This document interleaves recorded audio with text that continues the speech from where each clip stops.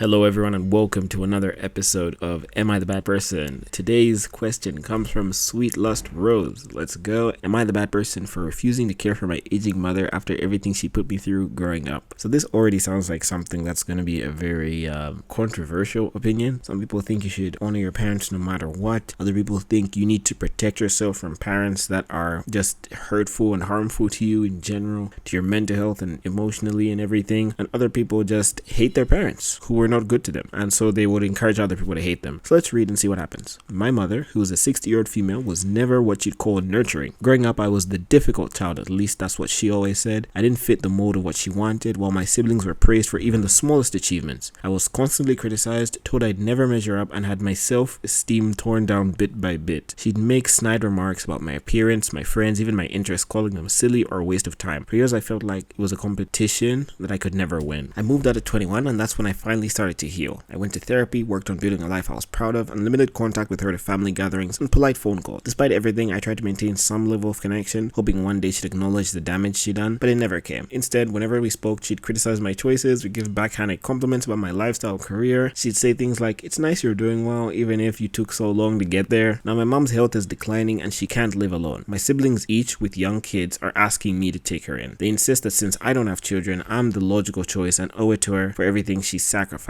But when I think about caring for her, all I remember is the pain she put me through. I remember her telling me I'd never amount to anything and that I was a burden. It's hard to feel compassion after years of emotional wounds she never apologized for, much less acknowledged. I told my siblings I'd help financially if she needed support, but won't be her primary caregiver. They're furious, saying I'm selfish, bitter, and abandoning her over grudges. They keep bringing up how she raised me, but it doesn't feel like I was ever truly raised, more like survived. Now my mother's been calling, leaving tearful voicemails. She's saying she's lonely and doesn't understand why her only daughter won't step up. Part of me feels guilty, but I also feel like I'm finally standing up for myself. I don't know if I'm being cruel or if this is me setting long overdue boundaries. Am I the bad person for not caring for her? So this is way better than I thought. I mean, it feels really straightforward. It's like the first thing I said, where it's like her mother was emotionally and psychologically abusive to her. She made life very hard. If you just don't like the word abuse, she made life very hard. She made her life extremely difficult. She had to go through therapy at the age of 21 just to sort out how she can like herself and have some self-esteem after being told by one of the most important people in your life that you're never going to amount to anything and you're a failure and just a troublesome person. And it sounds like she's over some of that. Clearly not all of it, but I say not all of it because it would have been easier for her to make a straight decision without,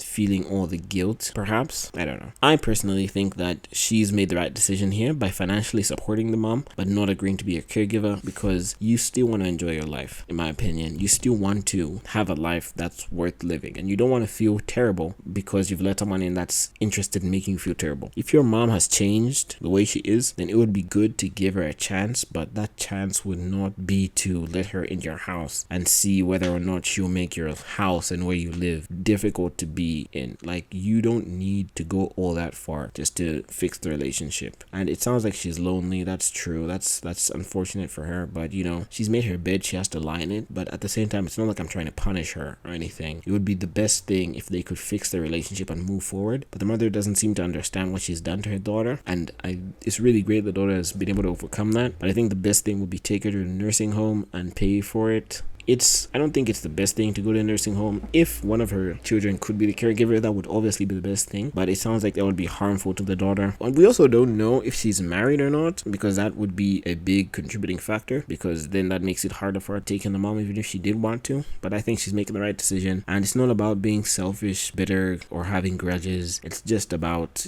not wanting to suffer for the rest of your life, or rather for the rest of her life. Comments. Don't let anyone guilt you into sacrificing your own happiness for someone who has repeatedly hurt you. Mom said I never amount to anything, so it's best we not put her in their care of my incapable hands. That's crazy. That's actually pretty funny. But that is actually bitter. So there's no need to be bitter or petty about it, especially if you've grown, because the goal is to grow. The goal is to move on. The goal isn't to stick it to them. It's for you to become a better person and for you to, mature. And so you don't need to stick it to them to do that. And so I don't like that second comment. It's funny. It's funny. It's somewhat appropriate, maybe deserved. But that's just my opinion. Let me know what you think in the comments, and that's it for me.